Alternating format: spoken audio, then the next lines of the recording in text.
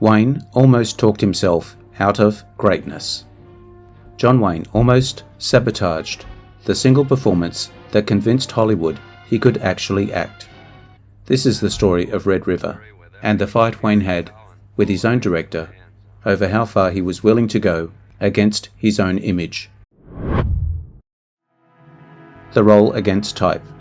By 1948, Wayne had spent nearly a decade playing confident, upstanding heroes, largely under director John Ford. Then Howard Hawks cast him as Thomas Dunson, an aging, obsessive cattle baron whose cruelty towards his own men sparked a mutiny led by his adopted son. It wasn't a hero's role. Dunson was meant to be difficult to like, and physically, he was meant to look and move like a man 20 years older than Wayne actually was. You'd have shot him right between the eyes, just as sure as you're standing there. The Resistance.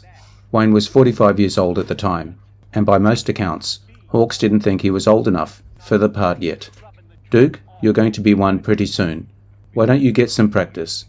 That's how Hawks reportedly put it to him. Hawks then asked Wayne's co-star, Walter Brennan, 13 years older, to coach Wayne on how an old man actually walks and talks. Wayne didn't take the note well. According to Wayne's own account, recorded in Maurice Tolito's biography, he rejected Brennan's shuffling, mumbling approach entirely. "I played Tom Dunson my own way, standin' tall." It wasn't the only line Wayne refused to cross. Hawks wanted to add a darkly comic touch to one scene, having Dunson get so drunk that his mangled finger could be amputated without him noticing. Wayne said no. He'd already agreed to play against type as a genuine villain. Turning the character into a punchline, on top of that, was apparently a step too far. Hawks eventually gave in and saved the idea for a different film entirely, years later with Kirk Douglas instead. The rogue production.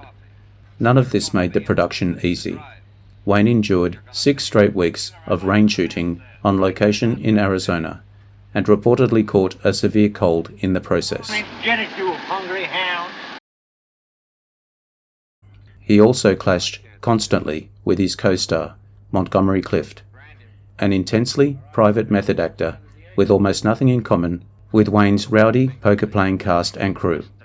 Cliff reportedly found the nightly poker games and backslapping camaraderie on set uncomfortable, describing the forced machismo as something he simply couldn't bring himself to join in on. And I'll be there. I'm gonna kill you, Matt. Behind the scenes, the production faced an entirely separate crisis. Producer Howard Hughes threatened legal action over the film's ending, forcing Hawks to simplify and rework the final act before release. Hughes reportedly felt the ending was too close to one of his own productions, and the dispute dragged on long enough to delay the film's release by months. The payoff. Despite all of it, Red River became one of the defining westerns of Wayne's career. It gave audiences something they'd never seen from him before: a genuinely unlikable, obsessive man, capable of real cruelty, playing without any of the charm Wayne usually leaned on. Marry that girl, Matt. Yeah, I think I... When are you going to stop telling people what to do? Right now. It reportedly left even John Ford, who had already directed Wayne in 4 films by that point, stunned by what Wayne was actually capable of as an actor. Red River opened the door to everything that came after, from Wayne's Oscar nomination the following year, to the morally complicated roles he'd take on for the rest of his career, including Rooster Cogburn, 2 decades later. I got no interest in you today.